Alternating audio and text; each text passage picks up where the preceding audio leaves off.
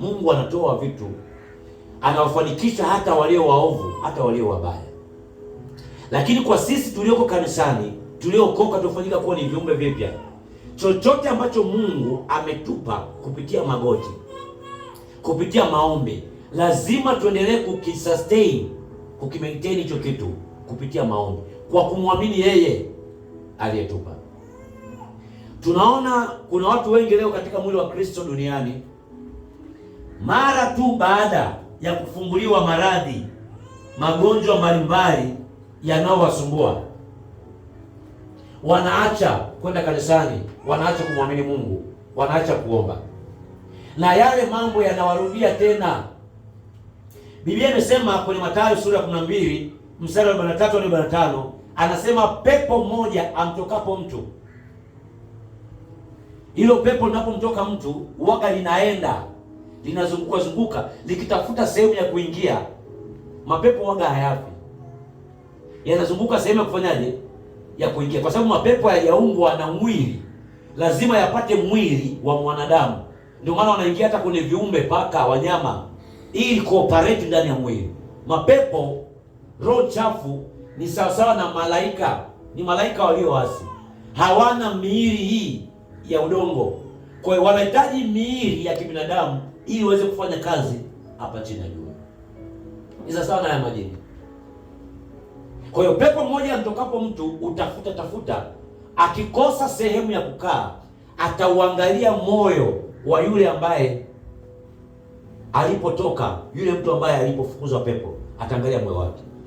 Akikuta una uchafu huo moyo, akikuta una uchungu, una maumivu, una lawama, akikuta una mawazo mabaya, yani moyo wa mtu umenajisika, shetani, ibilisi au hayo maroho machafu humuingia tena huyo mtu. Biblia inasema lile moja lilofukuzwa haliji peke yake, linatafuta mengine 7, yanakuwa 8, yanakuja, yanasema twendeni nikaoneshe kule nilipofukuzwa.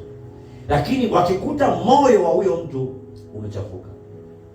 Ndio maana kwa sisi ambao tumefanyika kuwa viumbe vipya, hatupasi kuwa na kinyongo, hatupasi kuwa na chuki, tunapaswa kuwa ni watu wa msamaha. Kabla ya jua alijaanguka, lazima tusamehe. Hatupasi kuwa watu wa kushikilia, hatupasi kuwa watu wa lawama. Kwa nini? Kwa sababu kile ambacho kimetuondoka, ile roho chafu imeondoka kwenye maisha yetu, inapoondoka waga inaendaga kwa muda. Hata Yesu Kristo alipokuja kujaribiwa na shetani ibilisi kwenye Luka sura ya 4 mstari wa 13, nasemaje? Anasema shetani baada ya kumjaribu alimwacha Yesu Kristo kwa muda. Inamaanisha kuna wakati mwingine atafanyaje? Atarudi. Na anakuja katika namna mbalimbali. Namna alivyorudi tofauti na alivyorudi wakati Yesu Kristo anataka kufunga siku 40. Alirudi kwa njia ya Petro, akamwambia toka shetani nyuma yangu.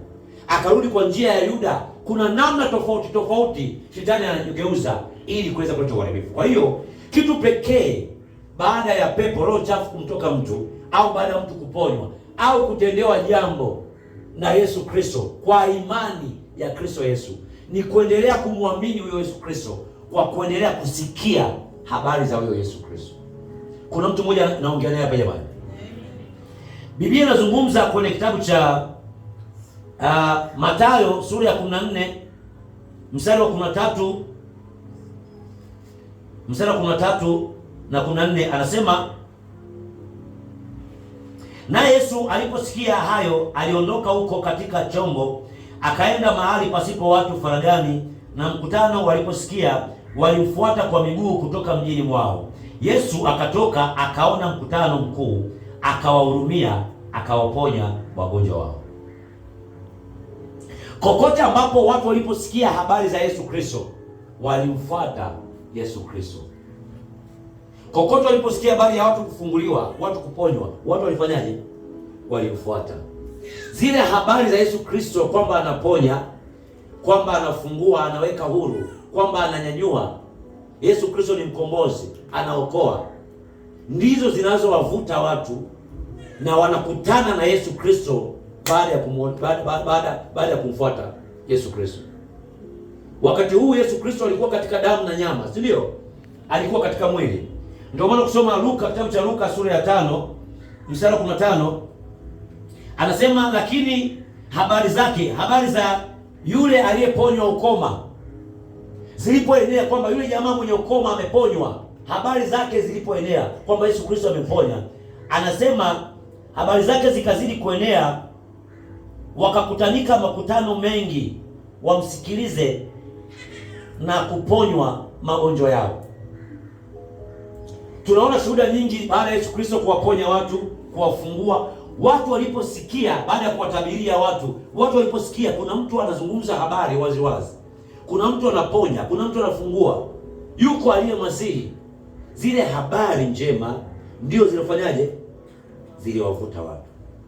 Lakini tatizo baada ya kuvutwa na zile habari njema na kupokea uponyaji, baada ya kuvutwa na habari njema kwamba yupo Yesu Kristo, anaweza kupa ndoa, anaweza kupa watoto, anaweza kafungua tumbo la utasa, anaweza kazibua mirija iliyoziba ya uzazi, anaweza kuponya kansa, anaweza kuponya HIV, anaweza kuyeyusha uvimbe.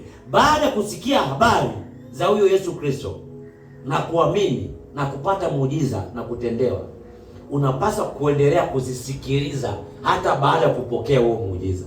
Ndiyo maana yake. Tuko sawa sawa? Wako watu ambao mimi wananifurahisha, wako watu ambao wananifurahisha, akina Maria Magdalena. Aliponywa, alifunguliwa mapepo mangapi? Yule aliyekuwa kahaba alipoombewa, mapepo mengi yalimtoka, lakini baada ya kutolewa ile mapepo na kuwa huru, aliendelea kumfuata Yesu Kristo na akawa mfuasi wa nani?